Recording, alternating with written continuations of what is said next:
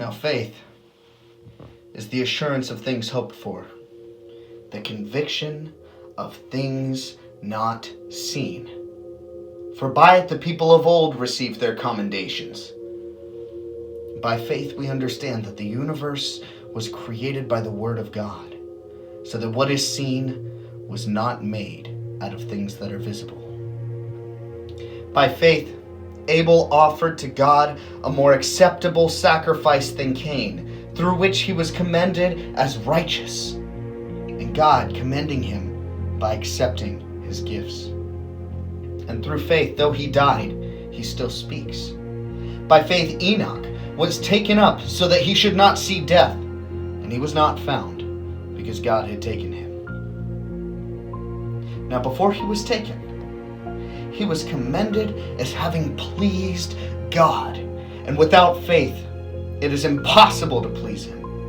For whoever would draw near to God must believe that he is, and that he rewards those who seek him. By faith, Noah, being warned by God concerning events as yet unseen, in reverent fear, constructed an ark for the saving of his household. And by this, he condemned the world and became an heir of the righteousness that comes by faith. By faith, Abraham obeyed when he was called to go out to a place where he was to receive an inheritance. And when he went out, not knowing where he was going, he went.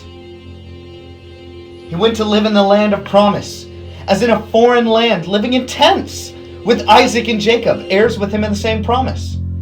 He was looking forward to a city that has foundations, whose foundations and designer and builder is God. By faith, Sarah herself received power to conceive even when she was past the age, since she considered him faithful who had promised. Therefore, from one man, and him as good as dead, there were born descendants as many as the stars in heaven, and as many and innumerable as the grains of sand by the seashore. These all died in their faith, not having received the things promised, but having seen them and greeting them from afar, having acknowledged that they were strangers and exiles on this earth. For people who speak thus make it clear that they're seeking a homeland.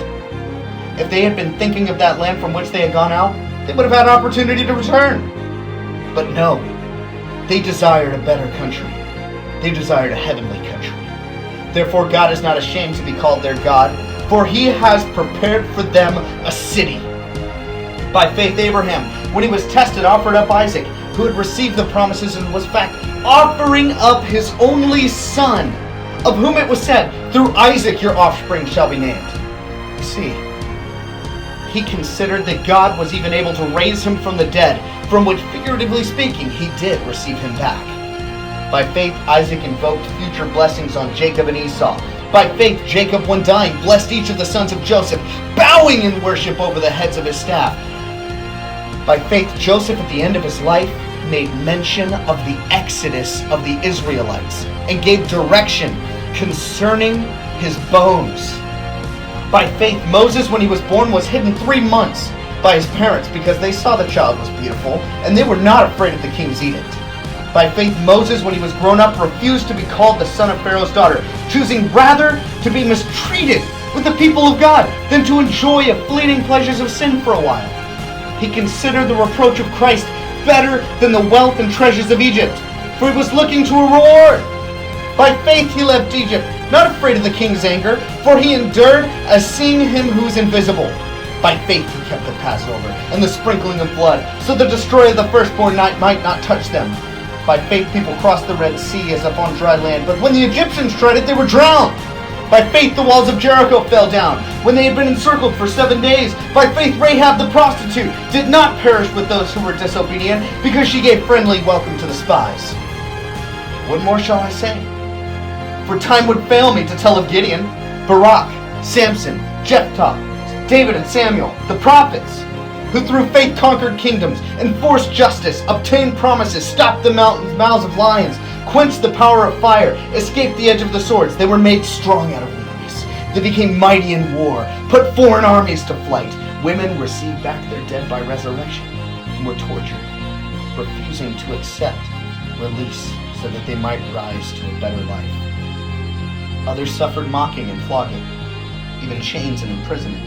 They were stoned, they were sawn in two, they were killed with the sword. They went about in skins of sheep and goats, destitute, afflicted, mistreated, of whom the world was not worthy, wandering about in deserts and mountains and dens and caves of this earth. And all these, though commended through their faith, they did not receive what was promised, since God had provided something better for us, that apart from us, they should not be made perfect. Therefore, since we are surrounded by so great a cloud of witness, let us also lay aside every weight and sin which clings so closely to us, and let us run with endurance the race that is set before us, looking to Jesus, the author and perfecter of our faith, who for the joy that was set before him endured the cross, despising the shame, and is seated at the right hand of the throne of God. Consider him who endured the sinners, such hostility against himself, so that you may not grow weary or faint-hearted. In your struggle against sin, you have not resisted to the point of shedding your own blood. And have you forgotten the exhortation to address you as sons? My son, do not disregard lightly the discipline of the Lord, nor be weary when reproved by him. For the Lord disciplines the one he loves, and he chastises every son for he receives. It is for discipline that you have to endure. God is treating you as sons.